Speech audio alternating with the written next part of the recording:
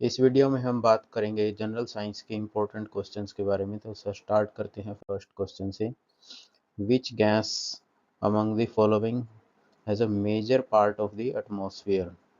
तो कौन सी गैस एटमॉस्फेयर में सबसे ज़्यादा? ऑक्सीजन, आर्गन, नाइट्रोजन या कार्बन डाइऑक्साइड।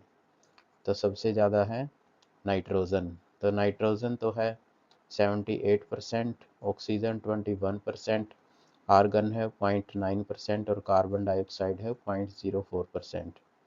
तो इसका आंसर हो जाएगा C, nitrogen. Which one is used as a lubricant in heavy machine. तो हैवी मशीन में एज ए लुब्रिकेंट क्या यूज़ किया जाता है?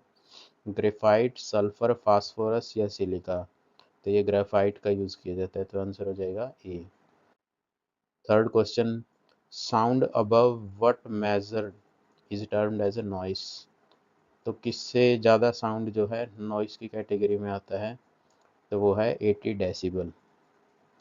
Answer A.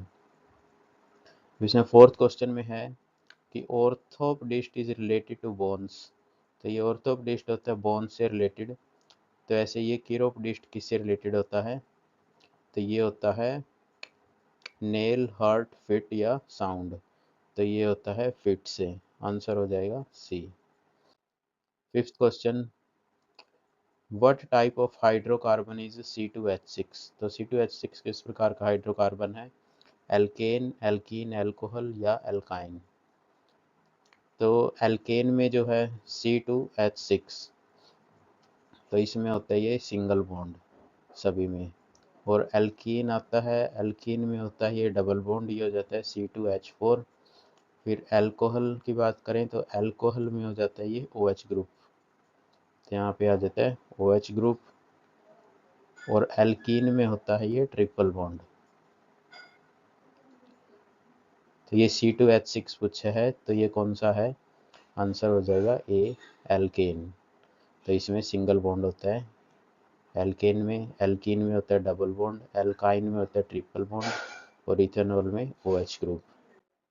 Question number 6, which of the following has a maximum energy. तो maximum energy किसकी होगी?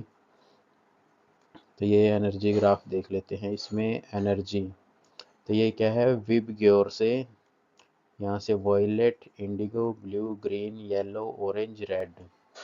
तो ये वी से आर की तरफ जाते हैं तो एनर्जी जो है कम हो जाती है। ऐसे ही फ्रीक्वेंसी कम हो जाती है लेकिन वेवलेंथ जो है बढ़ती है। तो इसमें कौन सा पूछा है कि मैक्सिमम एनर्जी किसकी होगी? तो मैक्सिमम एनर्जी पूछा है रेड, ब्लू, ग्रीन या फिर येलो। तो इसमें जो है एनर्जी सबसे ज़्यादा किसकी होगी? वॉयलेट भी नहीं है, इंडिगो भी ऑप्शन नहीं है, तो ब्लू है। तो इसकी हो जाएगी ब्लू। आंसर हो गया B. Question number 7, acid present in lemon.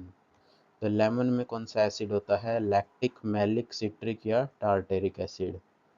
तो ये लैक्टिक एसिड होता है, वो होता है कर्ड में। और मैलिक एसिड होता है एप्पल में, सिट्रिक एसिड होता है लेमन में और टार्टेरिक एसिड होता है ग्रेप्स में। तो इसका आंसर क्या हो जाएगा? सी, सिट्रिक एसिड लेमन में पूछा है। Which gas is mainly present in a cow dung. तो गोबर गैस में जो कौन सी होती है? मीथेन, क्लोरीन, हीलियम या नाइट्रोजन।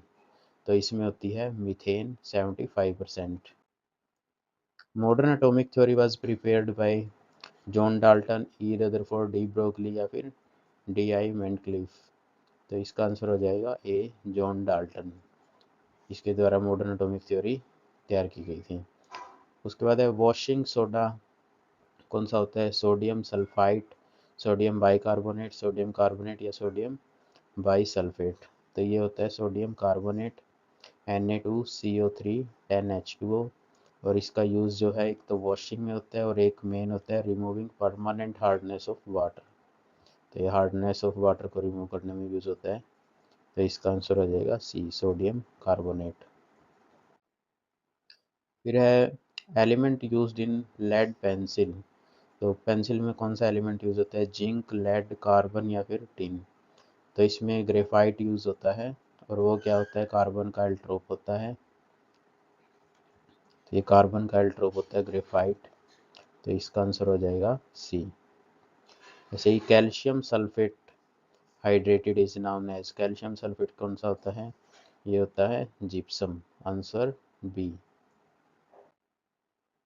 प्राइमरी कलर पूछा है तो प्राइमरी कलर कौन कौन से हैं, red yellow blue, red magenta blue, red green white या रेड ग्रीन ब्लू। तो इसका आंसर है डी, रेड ग्रीन और ब्लू।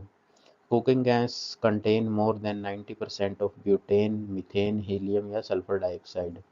तो कुकिंग गैस कौन सी होती है, एलपीजी, जिसको बोलते हैं लिक्विड पेट्रोलियम गैस।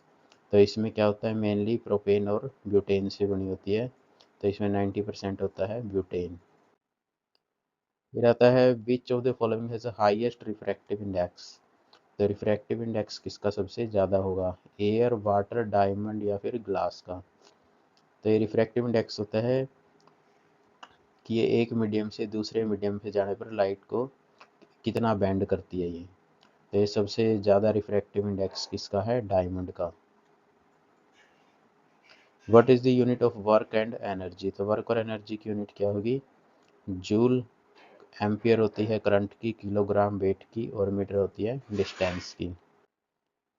बार किसकी यूनिट होती है, तो बार होती है एटमॉस्फेरिक प्रेशर की।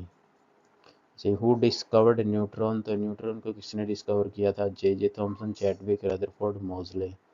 तो इसको डिस्कवर किया था चैडविक ने। When water फ्रीजेज its density.